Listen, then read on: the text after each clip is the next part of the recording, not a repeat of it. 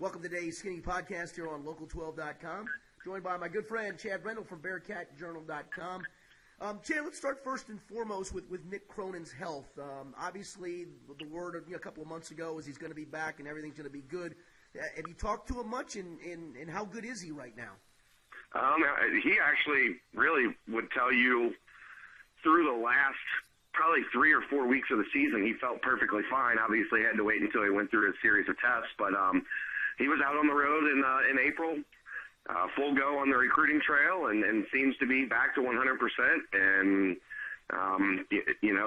doesn't seem to have any ill effects. He's obviously, I think, June 8th, I believe, is when they will start their summer individuals and player workouts and things like that. So everything I've seen, he is full speed, ready to go, and ready to get back on the sidelines.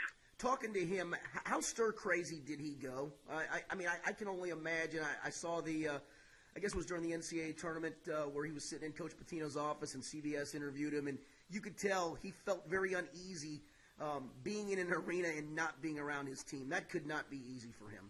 Well, that was actually the first time he was in an arena during a game. Obviously, he watched from home when he was in town, and he watched from the hotel room the Purdue game. The thing with the Kentucky game was they were, the way the NCAA structures travel, they had to leave right after the Louisville game to get on the bus and come back home. So he didn't have the option to be at the hotel. Luckily, he's tight with Pitino, so Pitino let him in his office. I think he compartmentalized it about as well as you possibly can.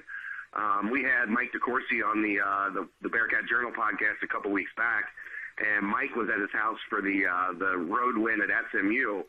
And he's, talking to Mike about it, he compartmentalized it well. He wasn't a guy, he wasn't there going crazy, yelling at his TV. He had said in interviews, that wasn't going to do him any good, so that wasn't how he was going to act. And I think, just slowing it down, he basically sat in front of the TV with a notebook and took notes, and I think it allowed him to get an outside perspective from the program, which as a college coach is a really different deal because you're in the trenches, in the grind every day, trying to figure out how to win game to game. And I think it gave him a pretty good overall look at the program, to expose some, maybe some flaws that were there and work on, fixing some things that he probably wouldn't have had the chance to get a different perspective on. So overall, I think he handled it as well as possible. But obviously, it's going to be in the back of your mind that I need to get back out there and help my guys, especially when, you go through rough patches. Larry Davis did a very admirable job in that time frame, and the postseason has kind of come and gone with most every major coaching change and every coaching change done at almost every level of basketball. Were you surprised he didn't get a significant amount of interest as a head coach, or is he compensated well enough that it would really have to be a great opportunity for him to look and leave? Well, he was involved in the Northern Kentucky job. He was involved in the Eastern Kentucky job. I don't want to get into his business too bad, but he makes more than the guys that got hired as head coaches there by a pretty good amount, from what I know. And I believe he got bumped up again by the administration after the season, which rightfully so. I think, the only situation that really probably would have been the one that he couldn't have said no to was Bradley. From what I heard, they were offering $750,000, and unless you're the associate head coach of Kentucky, that's money that you're not going to make anywhere as an assistant. So I think that one would have been really tempting, but they had already pretty much had their guy penciled in. Larry went out for an interview there at Bradley, and I think that was the one thing that came available. I think with him. It's hard for a program, and I don't necessarily agree with this. It's hard for a solid mid-major program to hire a 60-year-old head coach who's going to be 58, 59 years old. But knowing Larry, he acts like a 40-year-old, and you'd have to think he's got another good 10, 12 years in him. And at least from my perspective, I would think he's not going to be status climbing at this point in time. So if you could get him as a head coach, you would have him for 10 to 12 years without, a whole lot of concern that he's going to go anywhere else. Right, and you can build some really good roots in a 3, 4, 5-year circumstance, build those roots for another 5 years until he decides to retire, and build yourself a nice program. That's plenty of time to establish some deep roots for a program. Yeah, and then I think you saw this year, it took them a little bit of time to adjust from being the number 2 to the number 1, but I think that, the team played very hard for him. They showed a lot of resiliency. There were a couple times that I think, just looking at what's happened with other teams when they've lost their head coach like that, there comes a point in time where they just kind of fold up shop and say, hey, we'll get them next year. And UC had that point with the 3-game losing streak. They got blown out at Temple. They lose on a buzzer beater to East Carolina, and then they lose the crosstown shootout. Would have been fairly easy to fold up the tent right there, and those guys didn't do it. They fought back, won their next 5, and then obviously the Purdue game to get them a win in the NCAA tournament. They showed a lot of fight, and they showed that they really played hard for him. And at least if I was somebody making the decision, that he's the type of guy I think I would want, running my program and knowing that the kids are going to play hard and run through a wall for him. Yeah, and then they played very, very hard and really pushed Kentucky to the limit, just not making shots in that game. Prevented them from really making a deep push into it. Let's talk about where we are in the recruiting calendar. Where are we? Are we in the evaluation period, the offering periods? Where do we stand? We are in a dead period right now. June typically is for camps, national camps. I'll be going to the NBA Players Association Top 100 camp here in the middle of the month with coverage on Bearcat Journal from that. And then July will kick back in. There's 3 open evaluation periods in July, generally the 2nd, 3rd, and 4th weekends of the month, where coaches will get to be on the road. They're 3 5-day windows. Excuse me. And then, that's generally when you see a lot of the movement in terms of if you see Mick Cronin, if you hear Mick Cronin watching a kid in that period, that's a kid with some serious Cincinnati interests. Speaking of which, where does UC stand in recruiting right now? I know some guys have been talked about, looked at. I know you've reported on some things and tweeted some things out. Talk about some guys where UC stands and with offers made or maybe offers pending or guys seriously considering. Right now, the main guy that they're trying to add, they've got 2 scholarships open for 2015. They would really like to add a Kyle Washington, who is a transfer from North Carolina State. He is visiting Marquette this weekend. The visit to Cincinnati is scheduled, but I've been asked not to release the dates for one reason or another. So visit Cincinnati is going to happen, it sounds like. And the third school involved was Iowa State. Xavier also a little bit involved. But Iowa State obviously losing Fred Hoiberg. You would have to think that impacts the decision there a little bit. So it might be another one like Andrew Rousey from UNC Asheville, who was down to UC and Marquette and picked Marquette. Washington's a 6'9" forward, would probably play defensively the center spot here, but a very good mid-range jump shooter, really skilled, good on the glass. So he would be a guy that what they really need is they need a big man in 2016 because obviously you're losing Octavius Ellis and Coriante DeBerry. Washington would give them a guy that would have to sit out this year and they could step right in as a junior and fill that role. If not, you're going to have to look to the 2016 class, which obviously would be quite a risk counting on a freshman to come in and fill that role. One guy that they've been in on for a long time, Coach Davis has, is a kid named Bryson Gresham from out of New Orleans. That one's getting crowded, though. They got in on him early. They've built a good relationship there. But now you're starting to see Texas and Oklahoma State and Oklahoma, a lot of those Big 12 big-name schools pop up on his radar. So that one's going to be quite a battle. If you're looking for quantity, they're recruiting pretty much every kid in the state of Virginia. Virginia right now is on an incredible run of talent. One name they and this has been their specialty, a name that they identified early that is now blowing up, is a kid named Jevin Montgomery Delorier, 6'9", can play the 3, can play the 4. He's a high academic kid, and you're starting to see the Notre Dames and Stanfords and potentially Dukes get involved there, so that one's going to be tough. A couple of wings, Bashir Ahmed, who's the number one player in junior college. He's at Hutchinson Junior College, which is where Coriante DeBerry played. He's got some Cincinnati interest. He's a 6'6", athletic slashing type wing, decent three-point shooter, shot about 36% from three at Hutch last year. And then a couple high school guys. They really like a 6'6" kid named Alston Davis out of the Charlotte area, and a kid named Xavier Green.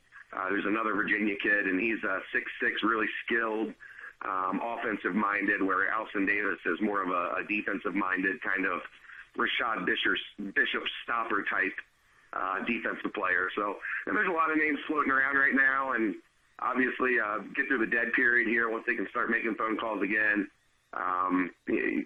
Start to get a better picture of just exactly who they're going to set their sights on and make hard pushes for in July. And just to reiterate, as you said, next week they can begin some workouts on campus.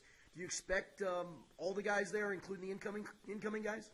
Yeah, and I don't have it 100% confirmed, but I was told Jacob Evans and Trey Scott were supposed to be in town by yesterday. Justin Jennifer, the point guard from Baltimore, is on his way right now, so he should be in town today. That would give them all three of the early signees, which would bring the scholarship count up to 11.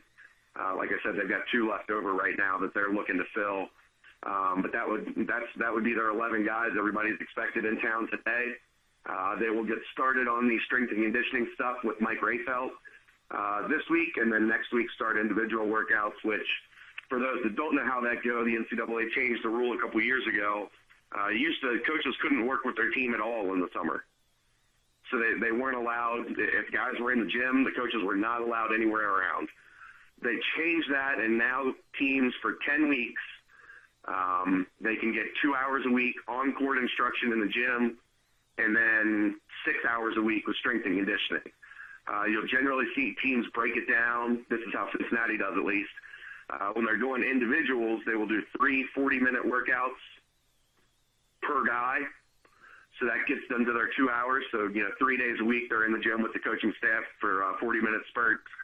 And then if they do team workouts, which come a little bit later, you'll see generally a 1-hour team workout, and then they'll do that twice a week. So that's a big change from the NCAA. It's very kind of them to actually allow coaches to have contact with their players in the summer. Yeah, isn't that a novel concept? And I think it is. I think it's a great rule change. Speaking of which, we have about 2 minutes here, and I do want to ask you, because you're an opinionated enough guy, what do you think of the NCAA rule changes this coming season, especially the shot clock?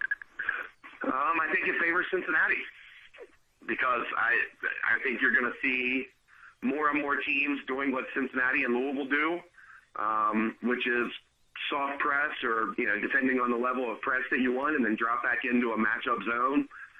Teams will get into their offense about 23 seconds left on the shot clock, and they have to solve a difficult zone. And maybe even less than that, Chad. It may be less than 20 at times by the time you get yourself organized. And then have to solve a very difficult zone in that period of time. I think, here's my thing, Skinny. And they say they're going to go back to the freedom of movement stuff. I'll believe it when I see it. When that happens, I'll believe that they're trying to change the game for the better, because it doesn't matter all the other stuff. All the other stuff is lipstick on a pig if you're not going to allow players to freely cut and freely be able to dribble the ball into the lane. They've got to clean up the charge rules, because now you've just got secondary defenders that are taught to just stand there and wait. They don't have any impact in the play.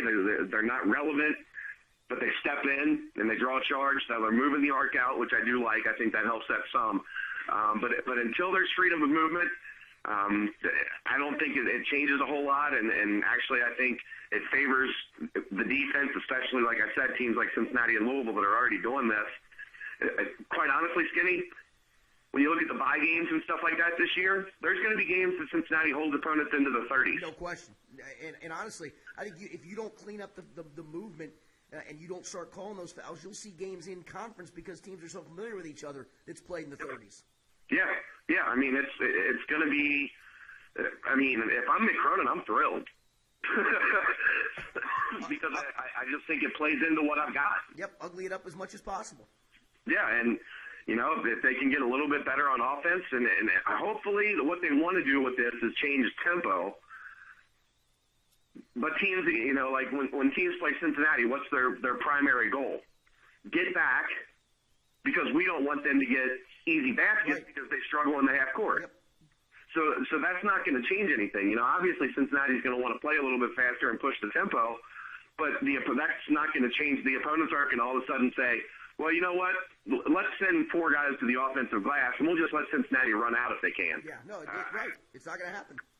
So I don't think you're going to see a whole lot of change. And, Mike DeCourcy and I are at lock and step on this when we talked about on the podcast. What happened when they went from no shot clock to 45 seconds? Scoring went down. Yeah, no question. I'm a big believer. I think you go back to the era of no shot clock again, because when you build a lead and you decide if you want to sit in a zone, we're going to hold the ball. Teams then decide, well, we can't sit in a zone. We're going to have to come match up, and then you will get more freedom of movement and you will get more points scored. I will promise you. Every time there's been a change from no shot clock to 45 seconds, from 45 seconds to 35 seconds, scoring has gone down. Yeah, no question. It's people look at the no shot clock and they fear a 14 to 12 game. You know what? With this new rule, you might get a 14 to 12 game. Right. You're going to see there's going to be blips where teams struggle to get over 30. Yeah, I hope it backfires, because I really am. I just love the fact that if you built yourself a lead, you're the one that dictates to the other team what they have to do defensively. They can't still sit in a zone and go, well, we're only down 7. If they miss a couple of shots, we'll get a couple of 3 stops and we'll be fine. As opposed to saying, no, we have the lead. You're not going to play zone, and you're going to have to come guard us man to man, or we'll stand out here to hold the ball the rest of the day. Well, and here's the thing that I think people miss on this, Skinny, and I know you'll agree with me here because we have a long, extended history together. Who makes the rules in college basketball? I would hope the coaches do. The coaches make the rules. They have a rules committee. They make the rules. Coaches do. What do coaches want? What's the one thing that a coach wants? They want control. And what can you control? You can control defense. If you think they're making changes for the sake of offense, you're missing the point completely. No, you're right. That's a good point. That's a very good point. You're right. They can control defense. It's the whole – can't always control whether we make shots or not, but we can control playing hard and guarding you. Yeah, well, a coach can't score. Like, a coach can't put the ball in the basket for a guy. No question. But he can put a guy in position to stop the other team, to 33% shooting from the floor. So they want control. This gives them more control of the outcome because it allows them to manipulate what the offense can do to be effective. And I think with freedom of movement, I don't mind it as much because I think you can make things work as long as guys are allowed to cut and move. You can get good shots in that time. The way the game is called, I don't see it. I agree with you. Hey, great stuff as always, Chad. And, of course, it's not just basketball on BearcatJournal.com. You got great football stuff as well, including, and I'll just tease it for people to go there, a very good local product who may have some interest in UC. May have significant interest in UC. Yeah, he's a good player. He is. He's a very good player, but that last name gives me a little bit of pause. That's not the most UC-friendly last name out there. That's probably a good point, but we'll see how that works out. Chad, thanks very much, and we'll talk again. Thanks, Skinny. Appreciate it, brother. That's Chad Brendel from BearcatJournal.com on today's Skinny Podcast.